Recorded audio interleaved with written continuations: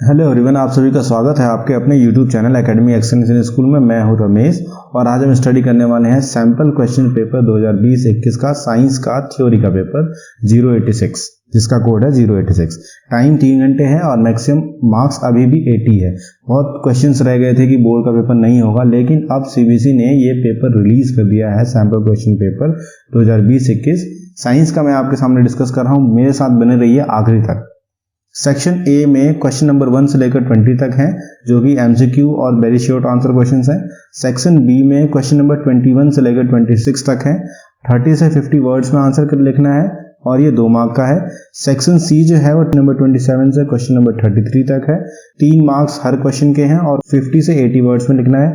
Section D question number 34 से 36 question है और ये है 5 मार्क का, 80 से 120 वर्ड में लिखना है। मतलब ये है कि क्वेश्चन नंबर 1 से लेकर क्वेश्चन नंबर 36 तक, यानी टोटल 36 क्वेश्चन सॉल्व करने हैं हर स्टूडेंट्स को। इन 36 क्वेश्चन में 5 इंटरनल, 5 या 6 इंटरनल चॉइस हैं, वो हम आगे देखते हैं इस वीडियो के अंदर। चलिए मैं आपको बता देता हूँ सेक्शन ए के बारे में थोड़ा और डिटेल्स में। सेक्शन ए में 20 क्वेश्चन हैं, क्वेश्चन नंबर 1 से लेकर क्वेश्चन नंबर 16 तक हर क्वेश्चन 1-1 मार्क का है और क्वेश्चन नंबर 17 से लेकर क्वेश्चन नंबर 20 तक केस स्टडी है। ध्यान रखिएगा, केस स्टडी है। केस स्टडी का मतलब है क्वेश्चन नंबर 17 हो या क्वेश्चन नंबर 18 हो या क्वेश्चन नंबर 19 हो या क्वेश्चन नंबर 20 हो, ये केस स्टडी के क्वेश्चन है और हर केस स्टडी के 5 क्वेश्चंस हैं, यानी 5 MCQ बेस्ड क्वेश्चंस हैं। इन 5 में से कोई 4 क्वेश्चंस हमें करने हैं, तो 5 में से कोई 4 और हर क्वेश्चन के 1-1 मार्क है, मतलब हर क्वेश्चन 4 मार्क्स कैरी करता है, 4 पार्ट हैं। तो इसका अर्थ ये है कि ये टोटल हो गया 16 मार्क का। क्वेश्चन नंबर 17, 18, 19, 20 हो गया 16 मार्क का और क्वेश्चन नंबर 1 से 16 1 मार्क हर क्वेश्चन का था, तो ये हो गया 16 मार्क का। तो टोटल अगर सेक्शन ए को देखा जाए, सेक्शन ए के क्वेश्चंस को देखा जाए, तो क्वेश्चन नंबर 1 से लेकर क्वेश्चन नंबर 20 तक हमारा है सेक्शन ए और टोटल मार्क्स हैं इसके 32। ध्यान रखिएगा, 32 मार्क्स हमारे ऑब्जेक्टिव बेस्ड हैं या यूं कह सकते हैं कि MCQ बेस्ड हैं। तो घबराने की कोई जरूरत नहीं है, 80 में से 27 मार्क वाला बच्चा पास होता है और 32 क्वेश्चंस जो हैं वो हमारे ऑब्जेक्टिव बेस्ड या MCQ बेस्ड हैं। तो बच्चा लोग घबराइएगा नहीं, सब बढ़िया होगा और सब अच्छा होगा। अब हम क्वेश्चंस को डिस्कस करते हैं एक एक करके। ये पहला क्वेश्चन है, यहाँ पे पूछा गया है कि फेरस सल्फेट को हीट करते हैं तो क्या होता है। तो मैं आपको बताता हूँ कि हम फेरस सल्फेट को हीट करते हैं, FeSO4 इसका फॉर्मूला है, इसको हम हीट कर रहे हैं। हीट करने के बाद बनता है Fe2O3 ferric oxide plus SO3 sulphur trioxide और सल्फर डाइऑक्साइड। सल्फर ट्राइऑक्साइड और सल्फर डाइऑक्साइड जब बर्न होता है तो हमें एक पंजेंट स्मेल आती है, सड़े हुए अंडे की स्मेल सी आती है। और अगर इसको हम बैलेंस करें तो देखें यहाँ पे कि सल्फर डाइऑक्साइड, सल्फर ट्राइऑक्साइड बन रहा है और फेरिक ऑक्साइड बन रहा है। तो इसके बारे में हमें लिखना है कि 2 ऑब्जर्वेशन बताइए। तो पहली ऑब्जर्वेशन हमने लिख दी कि लाइट ग्रीन कलर का चेंज हो जाता है रेडिश ब्राउन कलर में। ये जो सोल्यूशन है ये लाइट ग्रीन कलर का होता है और यहाँ पे बन जाता है रेडिश ब्राउन में। तो पहली ऑब्जर्वेशन ये हो गई। दूसरी ऑब्जर्वेशन है कि इसकी स्मेल आती है, तो स्मेल में हम लिख दिया gas with choking smell is evolve और कलरलेस गैस इज इवॉल्व। तो इन तीनों में से कोई 2 ऑब्जर्वेशन हमें लिखनी है, तो यहाँ दे रखा है। नेक्स्ट इसमें एक और पार्ट है, यहाँ पे हाइड्रोक्लोरिक एसिड को ऐड कर रहे हैं सोडियम मेटल के साथ। तो मान लीजिए ये हमारा हाइड्रोक्लोरिक एसिड है, डाइल्यूट है और इसको हम सोडियम के साथ ऐड कर रहे हैं। तो यहाँ पे बनता है हमारा sodium chloride plus hydrogen gas. अब ये जो हाइड्रोजन गैस है ये एस्केप करती है और साउंड प्रोड्यूस करती है, पॉप साउंड, बहुत फेमस है, पॉप साउंड प्रोड्यूस करती है। नेक्स्ट क्वेश्चन में हमसे ये पूछा जा रहा है कि परमानेंट हार्डनेस ऑफ वाटर को रिमूव करने के लिए जो केमिकल यूज किया जाता है उसका केमिकल नेम और केमिकल फॉर्मूला लिखिए।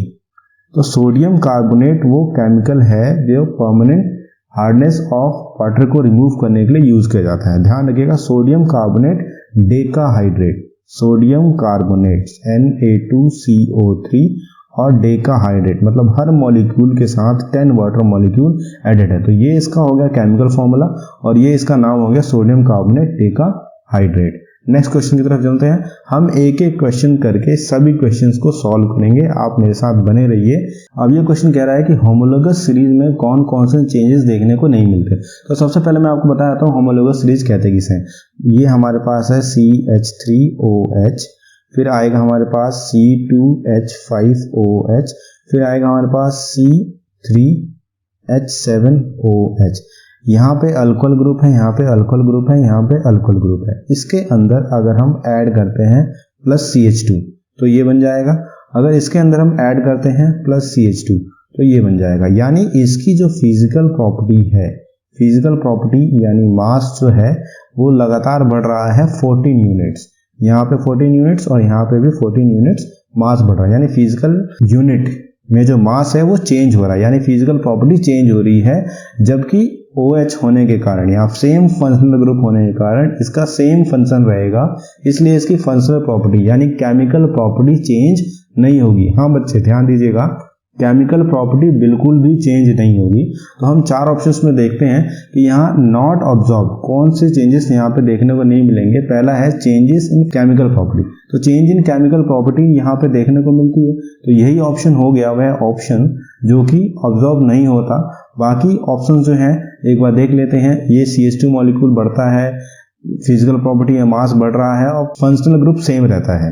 तो ये हमारा आंसर आ गया फर्स्ट, क्योंकि यहाँ पे सेम फंक्शनल ग्रुप है तो फिजिकल प्रॉपर्टी चेंज होगी और केमिकल प्रॉपर्टी सेम रहेगी। नेक्स्ट है सन अपीयर एट नून। अब सन की पोजीशन यहाँ पे होती है, ये रहा सन, और ये हमारे अर्थ है और यहाँ पे हम लोग खड़े हैं। तो यहाँ पे जो लाइट आ रही है वो कम से कम स्कैटर होती है। कम से कम मतलब लीस्ट स्कैटर, स्कैटर मतलब बटना टूटना, तो कम से कम स्कैटर होती है। इस कारण से ये हमें लाइट जो है वो अपीयर होती है व्हाइट। नेक्स्ट क्वेश्चन की तरफ चलते हैं। सो इस क्वेश्चन को करने से पहले मैं आपको बताता हूँ कि यहाँ पे मैं आपको पहले ही बता चुका हूँ, यहाँ पे आई बटन पे एक लिंक दिख रहा होगा जहाँ पे मैंने बेस्ट 30 डेज में फिजिक्स के सभी चैप्टर्स सॉल्व कर रखे हैं, तो आप वहाँ से समझ सकते हैं। मैं आपको बताता हूँ कि फोकल लेंथ, अगर फोकल लेंथ की बात करें तो फोकल लेंथ या तो नेगेटिव होगी या फिर पॉजिटिव होगी। और नेगेटिव कब कब होगी मैं आपको बता रहा हूँ। कॉनकेव मिरर का केस ले लें या फिर कॉनकेव लेंस का केस ले लें, इस केस में फोकल लेंथ नेगेटिव होती है। और कॉन्वेक्स मिरर का केस ले लेते हैं या फिर कॉन्वेक्स लेंस का केस ले लें। ध्यान रखें कॉनकेव में नेगेटिव, कॉन्वेक्स जब वर्ड आएगा तो पॉजिटिव। तो यहाँ पे फोकल लेंथ हमें इस तरीके से याद कराई गई है। और इस केस में पूछा गया है कि स्फेरिकल मिरर है या फिर स्फेरिकल लेंस है जिसकी फोकल लेंथ -15 सेंटीमीटर। तो आपको बताना है कि वो मिरर और लेंस कौन सी है, कॉनकेव है या कॉन्वेक्स है। तो यहाँ पे दोनों कॉनकेव है। नेक्स्ट क्वेश्चन है the image found by concave mirror is observe to be real inverted and larger. अब आपको ध्यान देना होगा कि रियल इन्वर्टेड एंड लार्जर कब बनती है। ये हमारा है कॉनकेव मिरर, ये बना दिया मैंने यहाँ पे कॉनकेव मिरर। यहाँ पे है हमारा फोकल लेंथ, ये है सेंटर ऑफ कर्वेचर। अगर यहाँ पे ऑब्जेक्ट इस जगह पे प्लेस्ड होता है तो यहाँ पे ऐसे लाइन जाएगी और ये फोकस से वापस जाएगी। दूसरा है कि ऑब्जेक्ट यहाँ पे है तो यहाँ से एक लाइन जाएगी और लगभग C के वहाँ से वापस जाएगी। तो ये दोनों लाइनें यहाँ पे क्रॉस होंगी C के पीछे। जब C के पीछे क्रॉस होंगी तो यहाँ पे जो कंडीशन बनेगी वो बनेगी real inverted larger than object. तो यहाँ पे between principal focus and centre of curvature अगर कोई ऑब्जेक्ट रहेगा, प्रिंसिपल फोकस और सेंटर ऑफ कर्वेचर के बीच में ऑब्जेक्ट रहेगा तो उसकी इमेज बनेगी real inverted and larger than object. और यहाँ पे एक और क्वेश्चन है, और में लेंस में कौन सी ऐसी कंडीशन है। मान लीजिए ये हमारा कॉन्वेक्स लेंस है और ये हमारा कॉनकेव लेंस है। अब इस लेंस में क्या होगा कि यहाँ पे कोई रेज आती है वो तो डायरेक्टली चली जाएगी, डायरेक्टली चली जाएगी। इसका मतलब यह है कि कोई भी स्कैटरिंग या कोई भी सफरिंग नहीं होगी। तो इस केस में जो है वो सबसे बढ़िया रहेगा कि लाइट जो है बिना डेविएशन के पार कर जाएगी। चलिए यहाँ पे दो मैग्नेटिक कॉइल्स हैं। एक ये तो हमारे पास है सिलेंडर रॉड जो कि इंसुलेटेड है। इंसुलेटेड का मतलब है इसमें करंट पास नहीं हो रहा। जब इस कॉइल A1 में करंट पास करेंगे, यहाँ से की ऑन करेंगे तो कॉइल 2 में एक इंड्यूस्ड करंट आएगा। इंड्यूस्ड का मतलब है करंट उत्पन्न होगा, वो गैल्वेनोमीटर के द्वारा जज होगा। अगर करंट हम पास करते हैं और उस की को फिर दोबारा से निकाल देते हैं यानी ऑन ऑफ करते हैं तो गैल्वेनोमीटर में एक बार पॉजिटिव डायरेक्शन में गैल्वेनोमीटर डिफ्लेक्ट करेगा और एक बार नेगेटिव डायरेक्शन में गैल्वेनोमीटर डिफ्लेक्ट करेगा। तो इससे हमें ये पता लग रहा है कि ये जो गैल्वेनोमीटर है ये बता रहा है कि कॉइल 2 के अंदर करंट बन रहा है because of magnetic field change by coil 1 due to current passing in it. So there are momentarily galvanometer deflections that die out shortly. The deflections are in opposite direction. So ये जो deflection होगा galvanometer में ये positive negative दोनों directions में होगा। जब की ऑन करेंगे यानी स्विच ऑन करेंगे तो ये पॉजिटिव जाएगा और जैसे ही स्विच ऑफ करेंगे तो ये तुरंत नेगेटिव जाएगा, फिर बीच में आके जीरो पे रुक जाएगा। यहाँ पे ये बताना है हमें। अब इस क्वेश्चन में ये पूछा गया है कि मैग्नेटिक फील्ड लाइंस कैसी बनेंगी एक स्ट्रेट करंट कैरिंग कंडक्टर में। सो ये एक हमारी स्ट्रेट कैरिंग कंडक्टर है, यहाँ पे करंट आई ऊपर की तरफ जा रहा है और जो मैग्नेटिक फील्ड की डायरेक्शन है वो कुछ इस तरीके से है जो हम बताते हैं। हमारा एक प्रिंसिपल है राइट हैंड थंब रूल के द्वारा हम ये बताते हैं कि करंट अगर ऊपर की तरफ जा रहा है यानी थंब की डायरेक्शन ऊपर है तो फिंगर जिस रोटेशन में है उस फिंगर की रोटेशन में हमारी मैग्नेटिक फील्ड लाइंस होती हैं, यानी यहाँ से मैग्नेटिक फील्ड लाइंस इन हो रही हैं और इस डायरेक्शन से मैग्नेटिक फील्ड लाइंस आउट हो रही हैं। चलिए इस ऊपर वाले क्वेश्चन को अच्छे से समझते हैं। यहाँ पे पहले मैं यहाँ बताता हूँ आपको एक डायग्राम। ये मैंने पैरेलल के लिए डायग्राम बनाया हुआ है। यहाँ पे दो रेजिस्टेंस लगे हुए हैं, यहाँ पे R और यहाँ पे R1 R2 मैंने नाम भी दे दिए। अब यहाँ पे जो यहाँ पे करंट आ रहा है ये करंट है I, ऊपर की तरफ जो करंट जाएगा वो I1 और नीचे की तरफ जो करंट जाएगा वो I2, यानी करंट का डिवीजन हो जा रहा है पैरेलल कॉम्बिनेशन में, जबकि वोल्टेज जो है वो सेम रहेगा। तो यहाँ पे यही क्वेश्चन पूछा गया है कि एक पैरेलल कॉम्बिनेशन में हम IR की वैल्यू को पुट कर रहे हैं तो वोल्टेज का क्या होगा, वोल्टेज क्या बढ़ेगा या घटेगा। तो वोल्टेज सेम रहेगा इन दोनों रजिस्टर्स में पैरेलल कॉम्बिनेशन में। और नेक्स्ट क्वेश्चन में ये पूछा गया है कि फॉर्मूला बताओ वर्क डन का। तो आपको ये पता होगा पोटेंशियल डिफरेंस का फॉर्मूला हमें याद किया था V = W/Q। इसको अगर हम सिंप्लीफाई करेंगे तो ये फॉर्मूला बन जाएगा W = QC। नेक्स्ट क्वेश्चन है veins are thin walled and have valves. Veins जो होती हैं इनमें एक ही डायरेक्शन में ब्लड फ्लो कर रहा होता है। एक ही डायरेक्शन में ब्लड फ्लो कर रहा होता है, इसका मतलब ये है कि यहाँ पे जो वॉल्व्स होते हैं वो कुछ ऐसी होती हैं ताकि ब्लड आसानी से एक डायरेक्शन में फ्लो कर जाए। लेकिन अगर ब्लड को बैक डायरेक्शन में जाना पड़े तो ये वॉल्व्स आपस में बंद हो जाती हैं। इस कारण से वेन्स को हम जस्टिफाई करते हैं कि वेन्स में एक तो लो प्रेशर ब्लड होता है क्योंकि ये वेन्स में वापस हार्ट की तरफ जा रही होती हैं। हमारी ब्लड वेसल्स जो हैं वो ब्लड को वापस हार्ट की तरफ लेके जा रही होती हैं। तो एक तो लो प्रेशर ब्लड होता है और दूसरा है कि बैक फ्लो, यानी वापस ब्लड जो है वो दोबारा ऑर्गन्स में या टिश्यू में ना रह जाए, इसके लिए हमारे पास होती हैं वॉल्व्स। यानी वॉल्व्स जैसे ट्यूब में, साइकिल के टायर में ट्यूब में वॉल्व्स होती हैं जो कि एयर अंदर तो जा सकती है लेकिन बाहर नहीं जा सकती। इसके लिए सेम ऐसी वॉल्व्स होती हैं जो कि ब्लड हार्ट तक तो लेके जाएंगे लेकिन जो ब्लड उस पाइप में है अगर कट छट जाए तो वो बाहर नहीं निकलेगा, इसके लिए वॉल्व्स होती हैं। नेक्स्ट क्वेश्चन में कहा गया कि स्मॉल इंटेस्टाइन जो है वो किस तरीके से परिपूर्ण है एब्जॉर्प्शन ऑफ फूड के लिए। तो मैं यहाँ पे एक छोटा सा डायग्राम बना रहा हूँ, आप बड़े ध्यान से पेन पेंसिल से बनाइए। ये डायग्राम है स्मॉल इंटेस्टाइन के इंटरनल वॉल का, ठीक है। ये स्मॉल इंटेस्टाइन है हमारी और ये इसकी इंटरनल वॉल है। सेम ऐसे ही इस तरफ भी इंटरनल वॉल होगी। तो इसके अंदर जो फूड है वो इजीली डाइजेस्ट हो रहा है क्योंकि यहाँ जो विलाइज हैं ये इसको आसानी से एब्जॉर्ब करके ब्लड तक लेके जा रही हैं। तो इस तरीके से हमारी स्मॉल इंटेस्टाइन बनी है। इसके अंदर होते हैं finger like projection called villi which increase the surface area of absorption. Same ऐसे ही अगर हम गोट और टाइगर की बात करें तो इनकी स्मॉल इंटेस्टाइन कुछ ज़्यादा लंबी होती है। अगर बहुत एक रफली डायग्राम बनाया जाए तो ये माउथ हो गया, यहाँ से एक ईसोफेगस हो गया, उसके बाद यहाँ पे गोट का स्टमक के बाद जो स्मॉल इंटेस्टाइन होती है वो बहुत ज़्यादा कॉन्वोल्यूटेड होती है। कॉन्वोल्यूटेड मतलब बहुत ज़्यादा रिंग्स बनी होती हैं। इस रिंग्स के कारण से सेलुलोज आसानी से डाइजेस्ट हो जाता है। वो हमें यहाँ पे समझना है goat because herbivorous eating grass need a longer small intestine to allow cellulose to be digested. Next question number 12 में ये पूछा गया है कि ओजोन जो है वो किस तरीके से एक डेडली पॉइजन है हमारे लिए। O3 अगर हम डायरेक्टली ले लेते हैं तो पहले तो हमें कफिंग होगा, कफिंग होने के बाद ब्रेथलेस होगी, ब्रेथलेस मतलब हमारी सांस रुकने की कोशिश होगी, सांस रुक सकती है। फिर होगा चेस्ट पेन और चेस्ट पेन होने के बाद ऐसा भी हो सकता है कि हम फेंट हो जाएं और बेहोश हो जाएं, लेकिन यही ओजोन अगर स्ट्रेटोस्फेयर में है, ध्यान रखिएगा स्ट्रेटोस्फेयर एक एटमॉस्फेयर की लेयर है, तो ये हमें यूवी रेडिएशन से प्रोटेक्ट करेगा। नेक्स्ट है कि give reason why food chain can not be more than 4 trophic level. 4 trophic level क्यों नहीं होते एक फूड चेन में। अब यहाँ पे एक फूड चेन बनाने की कोशिश करते हैं।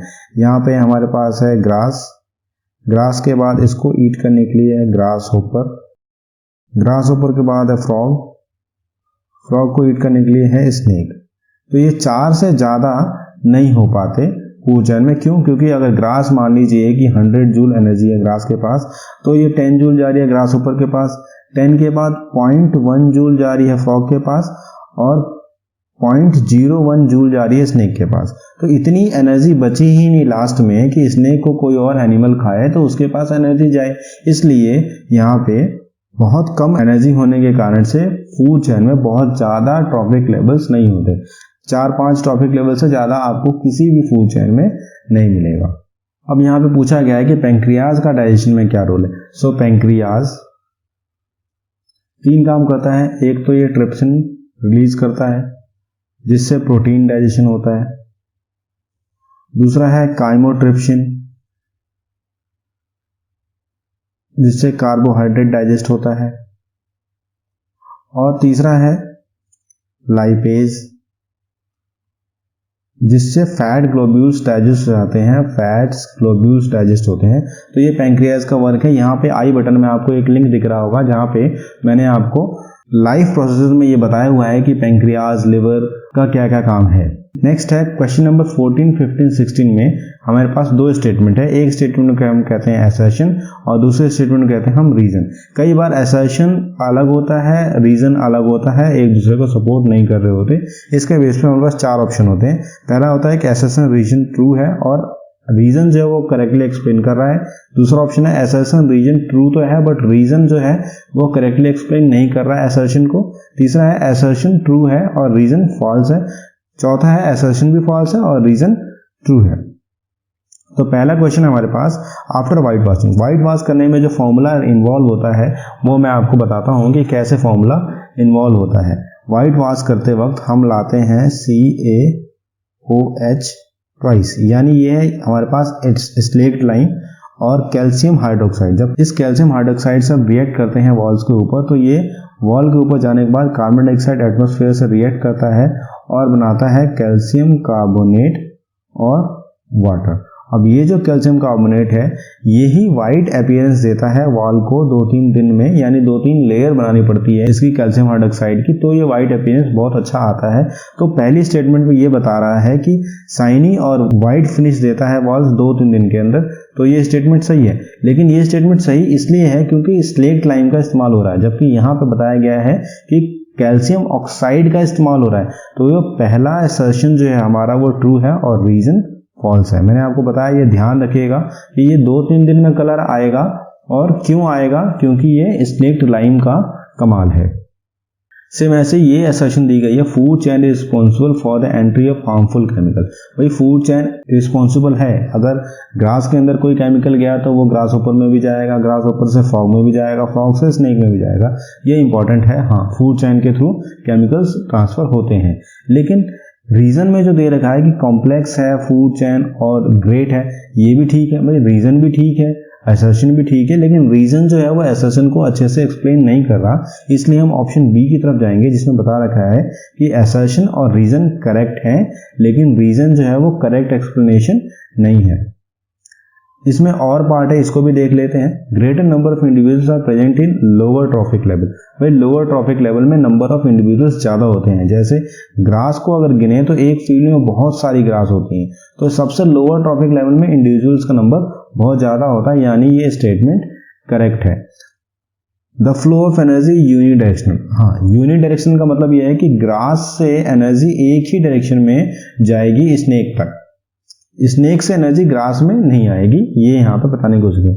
मतलब रीजन भी ट्रू है, असर्शन भी ट्रू है, बट रीजन जो है वो करेक्ट एक्सप्लेनेशन नहीं है असर्शन का। इसलिए यहाँ पे हम बी की तरफ जाएंगे। Both assertion and reason are correct, reason is not correct explanation of assertion. Next है क्वेश्चन नंबर 16 असर्शन। यहाँ पे दे रखा है कि भाई पी प्लांट है जिसके वायलेट फ्लावर्स हैं और पी प्लांट है वाइट फ्लावर्स हैं। सो यहाँ पे बनाते हैं कि ये वायलेट फ्लावर्स वाले प्लांट है और ये है वाइट फ्लावर्स यानी छोटा v। अब इसको जब हम क्रॉस करते हैं तो एक कैपिटल V स्मॉल v आता है और कैपिटल V स्मॉल v का जो फिनोटाइप होगा यानी कलर होगा वो होगा वायलेट, यानी फर्स्ट जनरेशन में वायलेट कलर आ रहा है। लेकिन यहाँ पे लिख रखा है रीजन में white colour gene is not pass, तो ऐसा तो है नहीं, वाइट कलर का जीन तो यहाँ पे है लेकिन वायलेट कलर डोमिनेंट होने के कारण से वायलेट कलर ही आ रहा है। तो हम ये कह सकते हैं कि both assertion and reason are correct, assertion और रीजन करेक्ट है लेकिन करेक्ट एक्सप्लेनेशन असर्शन की रीजन नहीं दे रहा है। अब जैसा कि मैंने आपको शुरू में बताया था क्वेश्चन नंबर 17 से लेकर 20 तक 5 सब पार्ट्स हैं हर क्वेश्चन के, यानी क्वेश्चन नंबर 17 के part 1, part 2, part 3, part 4, part 5 हैं। उस पार्ट में से कोई 4 ही हमें करने हैं। ऐसे ही 18 में भी 4 ही करने हैं, 19 में भी 4 करने हैं, 20 में भी 4 करने हैं। तो क्वेश्चन नंबर 17 के 5 पार्ट हैं, 4 करने हैं और वो 4 नंबर के हैं। तो पहला क्वेश्चन हम सॉल्व करते हैं। ये केस स्टडी के ऊपर डिपेंड करता है, यानी ये पहले हमें समझना होगा कि यहाँ पे क्या लाइनें लिखी हुई है। यहाँ पे लाइन लिखी हुई है कि सेल को एनर्जी की जरूरत होती है बहुत सारे काम करने के लिए और वो एनर्जी रिलीज होती है कार्बोहाइड्रेट के ब्रेक डाउन के कारण से। और ये पहला क्वेश्चन है, energy in case of higher plants and animals are obtained by. Higher plants और एनिमल्स में एनर्जी कहाँ से आती है? भाई एनर्जी तो आती है रेस्पिरेशन के थ्रू। रेस्पिरेशन होता है जिसमें ब्रीदिंग होता है और फूड डाइजेस्ट होता है, डाइजेस्ट होने के बाद वो ब्लड में जाता है और सेल्स उसे माइटोकॉन्ड्रिया के थ्रू डाइजेस्ट करते हैं तो एनर्जी निकल जाती है। लेकिन अब यहाँ ऑप्शंस को देखते हैं। डाइजेशन ऑफ फूड से एनर्जी हमें नहीं मिलती। डाइजेशन ऑफ फूड एक मोड है, उसके बाद रेस्पिरेशन होगा तो एनर्जी आएगी। तो यहाँ पे ये डाइजेशन ऑफ फूड गलत हो गया।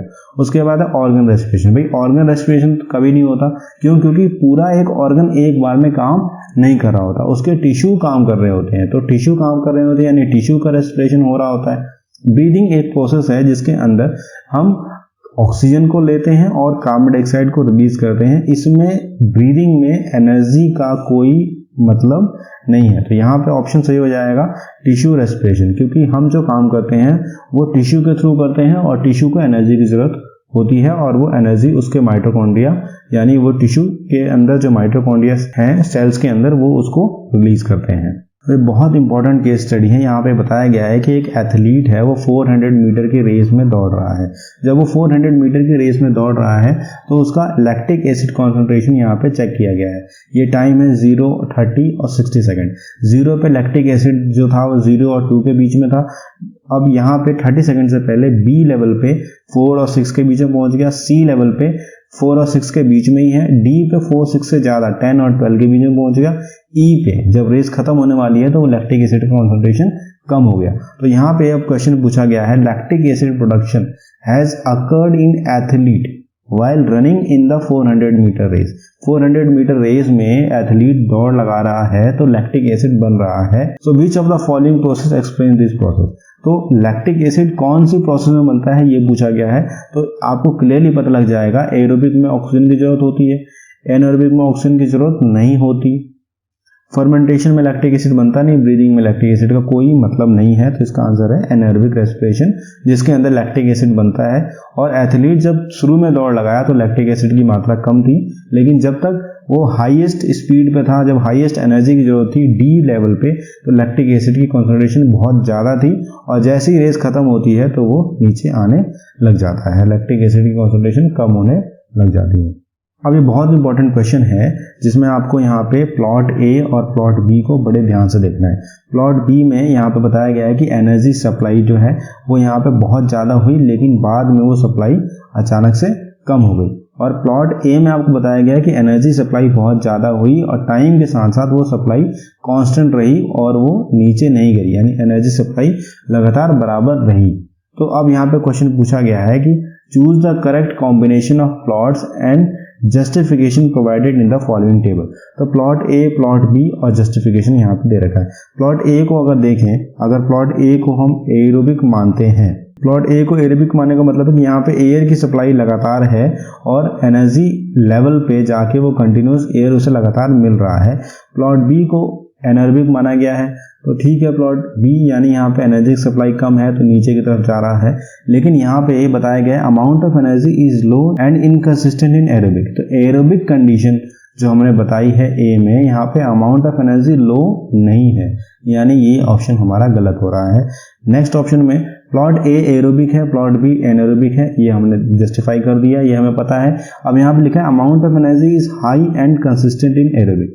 तो अमाउंट ऑफ एनर्जी हाई होती है एरोबिक कंडीशन में, अमाउंट बहुत ज़्यादा अमाउंट में एनर्जी रिलीज होती है, और एनएरोबिक में लो अमाउंट ऑफ एनर्जी रिलीज होती है। तो इसका आंसर बी हो जाएगा, जिसमें प्लॉट ए एरोबिक होगा, प्लॉट बी एनएरोबिक होगा, और जस्टिफिकेशन में amount of energy is high and consistent in aerobic and low in anaerobic respiration. ये तो बहुत आसान क्वेश्चन है कि आपको ये बताना है एनएरोबिक रेस्पिरेशन की क्या क्या प्रॉपर्टी हो सकती हैं और किस तरीके से एनएरोबिक रेस्पिरेशन को जस्टिफाई कर सकते हैं। तो यहाँ पे मैं लिखता हूँ, ये हमारा है ग्लूकोज। ग्लूकोज ऑक्सीजन की एब्सेंस में रेस्पायर हो रहा है, एनर्जी निकल रही है, तो ये बनेगा हमारा लैक्टिक एसिड, कार्बन डाइऑक्साइड और एनर्जी। अब यहाँ पे देखिए प्रेजेंस ऑफ ऑक्सीजन तो हो नहीं सकता, कार्बन डाइऑक्साइड निकल रहा है, एनर्जी निकल रही है, रिलीज ऑफ लैक्टिक एसिड। तो सेकंड, थर्ड और फोर्थ के ऑप्शन में है, सी में है, तो इसका आंसर सी हो जाएगा। फिफ्थ की तरफ जाते हैं, table below A select the. हाँ, तो यहाँ पे एरोबिक और एनएरोबिक रेस्पिरेशन के बारे में दे रखा है और लोकेशन दे रखी है। सो लोकेशन को अगर देखें, एरोबिक रेस्पिरेशन साइटोप्लाज्म में होता है, ये बहुत गलत है, क्योंकि एरोबिक रेस्पिरेशन माइटोकॉन्ड्रिया में होता है। तो ये स्टेटमेंट यानी ए पोजीशन गलत हो जाती है, और यहाँ पे ये दे रखा है इनकरेक्ट इन्फॉर्मेशन को आपको ऐसा आंसर बताना है। तो यहाँ पे इसका आंसर हो जाएगा ए, जिसकी लोकेशन एरोबिक में साइटोप्लाज्म के अंदर, ये गलत है, और एनएरोबिक माइटोकॉन्ड्रिया ये गलत है, ये एक्सचेंज हो गया है एक्चुअली। तो इसलिए यहाँ पे हमें गलत ऑप्शन चुनना है, ध्यान रखिएगा, इनकरेक्ट मतलब गलत ऑप्शन चुनना है। तो यहाँ पे गलत ऑप्शन ए है, 17th का ए। अगेन यहाँ पे केस स्टडी है मेटेलिक कैरेक्टर और नॉन मेटेलिक कैरेक्टर की। सो मेटेलिक कैरेक्टर और नॉन मेटेलिक कैरेक्टर को समझने के लिए जरा सा हम थोड़ा सा दिमाग लगाते हैं कि मेटेलिक कैरेक्टर होता क्या। अगर मेटेलिक कैरेक्टर की हम बात करें तो यहाँ पे मेटेलिक कैरेक्टर उस मेटल का ज़्यादा होगा जो आसानी से इलेक्ट्रॉन लूज कर देंगे, आसानी से इलेक्ट्रॉन लूज कर देंगे, और नॉन मेटेलिक कैरेक्टर उसका ज़्यादा होगा जो आसानी से इलेक्ट्रॉन एक्सेप्ट कर लेंगे, यानी गेन कर लेंगे। जो इलेक्ट्रॉन लूज करेगा उसका मेटेलिक कैरेक्टर ज़्यादा होगा, जो इलेक्ट्रॉन एक्सेप्ट करेगा उसका नॉन मेटेलिक कैरेक्टर ज़्यादा होगा। तो अगर हम ग्रुप की बात करें, ऐसा ग्रुप की बात करें, तो ग्रुप में अगर हम देखें तो मेटेलिक कैरेक्टर बढ़ता है और नॉन मेटेलिक कैरेक्टर जो है वो घटता है। और अगर पीरियड की बात करें, पीरियड्स में मेटेलिक कैरेक्टर घटता है और नॉन मेटेलिक कैरेक्टर बढ़ता है।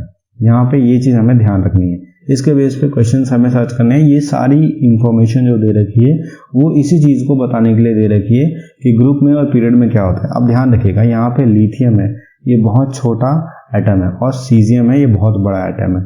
अगर सीजियम से कहा जाए कि भाई इलेक्ट्रॉन को छोड़ दो, तो ये सीजियम बड़ा है तो आसानी से इलेक्ट्रॉन को छोड़ देगा, और लिथियम छोटा है तो इलेक्ट्रॉन को आसानी से गेन करेगा, छोड़ेगा नहीं। तो ध्यान रखिएगा, सीजियम यहाँ पे इलेक्ट्रॉन लूज करने में बहुत आसानी होगी, इसलिए सीजियम का मेटेलिक कैरेक्टर ज़्यादा है, क्योंकि वो आसानी से इलेक्ट्रॉन लूज कर सकता है। सेम ऐसे अगर हमें आप फ्लोरीन की बात करें और आयोडीन की बात करें, तो आयोडीन का एटॉमिक रेडियाई है 133, एटॉमिक रेडियाई ज़्यादा है और एटॉमिक नंबर 133 है। एटॉमिक रेडियाई ज़्यादा होने के कारण ये आसानी से इलेक्ट्रॉन को नहीं ले सकता। तो यहाँ पे बाजी मार गया हमारा फ्लोरीन, क्योंकि छोटा है तो इलेक्ट्रॉन को आसानी से ले सकता है। अगर नॉन मेटेलिक कैरेक्टर की बात करें तो फ्लोरीन जो है वो आसानी से इलेक्ट्रॉन को एक्सेप्ट कर सकता है। तो आगे क्वेश्चंस करते हैं। थोड़ी सी डिफिकल्टी हो सकती है इसको समझने में, बट ये जो लाइंस लिखी हैं इसी चीज़ को मैंने यहाँ पे समझाया है। आप थोड़ा सा बैक जाइए और दोबारा से समझिए। यहाँ पे आई बटन में आपको एक लिंक भी मिल जाएगा जिसमें metallic and non metallic character यानी केमिस्ट्री के बारे में अच्छे से समझाया गया है। सो यहाँ पे ये पूछा गया है कि decreasing order of metallic character की बात। तो decreasing order of metallic character मैंने आपको पहले ही बताया था कि यहाँ पे जो मेटेलिक कैरेक्टर है वो बहुत बढ़िया है सीजियम का। क्यों सीजियम का क्यों बढ़िया है? क्योंकि इसका एटॉमिक साइज बहुत बड़ा है। एटॉमिक साइज बहुत बड़ा होने के कारण से ये इलेक्ट्रॉन को आसानी से लूज कर सकता है, आसानी से छोड़ सकता है। तो यहाँ पे सीजियम ने बाजी मार दी। अब सीजियम के बाद रुबीडियम आएगा, फिर पोटेशियम आएगा, फिर सोडियम आएगा। सेम ऐसे ही रुबीडियम, पोटेशियम, सोडियम और लिथियम। तो इसका आंसर सी है। अब यहाँ पूछ रहा है hydrogen is placed with alkali metal. So hydrogen को अल्कली मेटल के ग्रुप में रखा गया है, लेकिन उसमें नॉन मेटेलिक कैरेक्टर भी है। ऐसा इसलिए है क्योंकि हाइड्रोजन जो है वो आसानी से एक इलेक्ट्रॉन लूज कर सकता है, क्योंकि उसका साइज जो है वो बहुत छोटा है, स्मॉल साइज है। स्मॉल साइज होने के कारण वो आसानी से एक इलेक्ट्रॉन लूज कर सकता है और पॉजिटिव आयन बन जाता है, इसलिए नॉन मेटेलिक कैरेक्टर भी लीड करता है। अब यहाँ पे पूछा गया कि हाईएस्ट इलेक्ट्रोनेगेटिविटी, मतलब नॉन मेटेलिक कैरेक्टर किसका ज़्यादा है, यानी कौन ऐसा एटम है जो कि आसानी से इलेक्ट्रॉन को कैरी कर सकता है, आसानी से इलेक्ट्रॉन को ले सकता है। तो यहाँ पे फ्लोरीन एक ऐसा मेटल यहाँ पे छोटा है और ये आसानी से इलेक्ट्रॉन को ले सकता है क्योंकि एक छोटा है।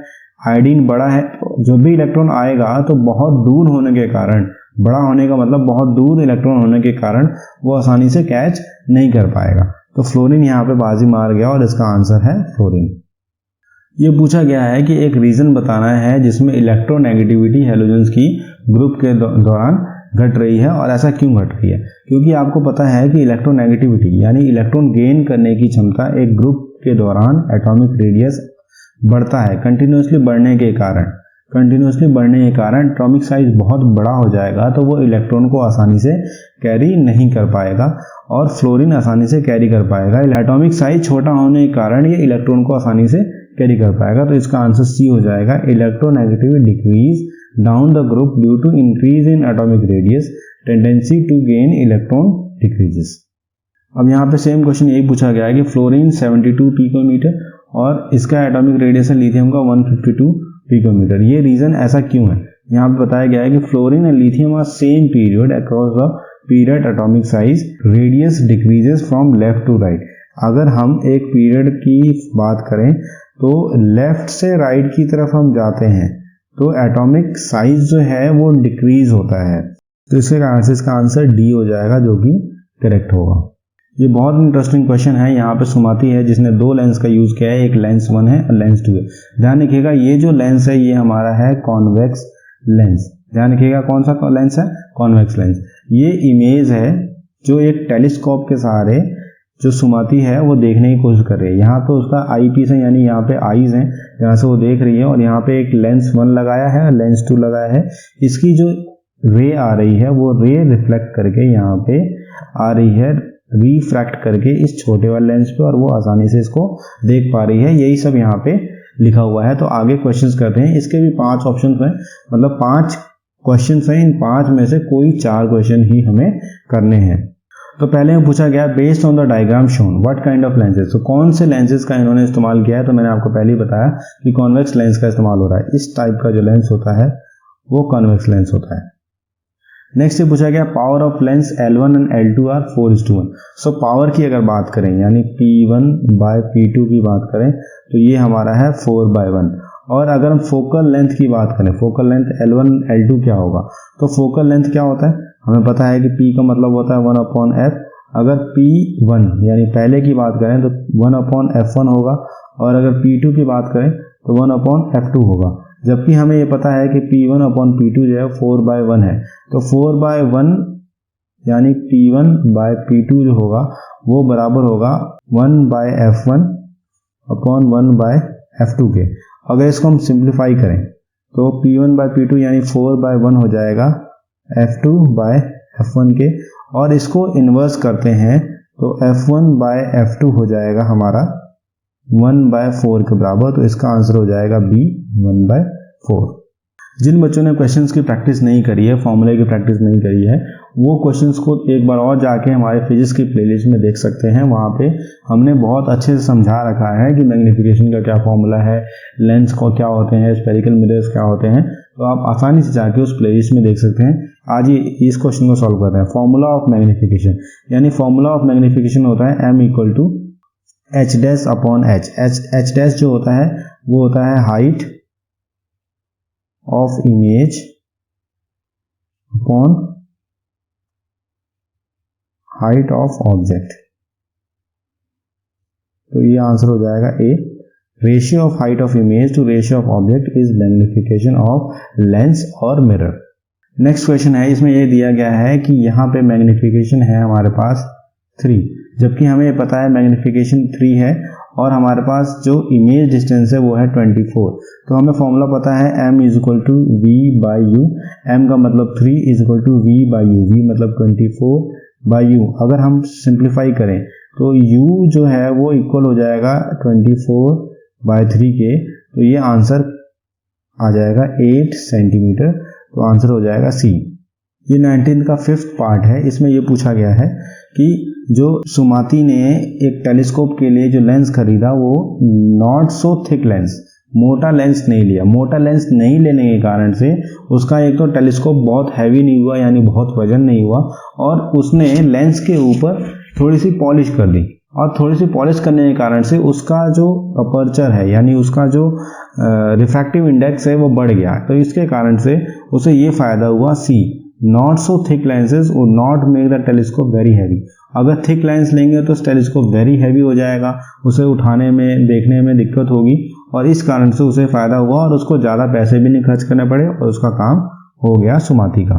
चलिए ये भी इंपॉर्टेंट क्वेश्चन है। यहाँ पे सोलेनॉइड की बात करते हैं। तो सोलेनॉइड आपको पता होगा कि कुछ इस तरीके का ये है हमारा सोलेनॉइड। यहाँ पे ये कनेक्टेड है एक बैटरी से, ये हमारा पॉजिटिव टर्मिनल है और ये हमारा नेगेटिव टर्मिनल है। यहाँ पे हमने की लगा दिया।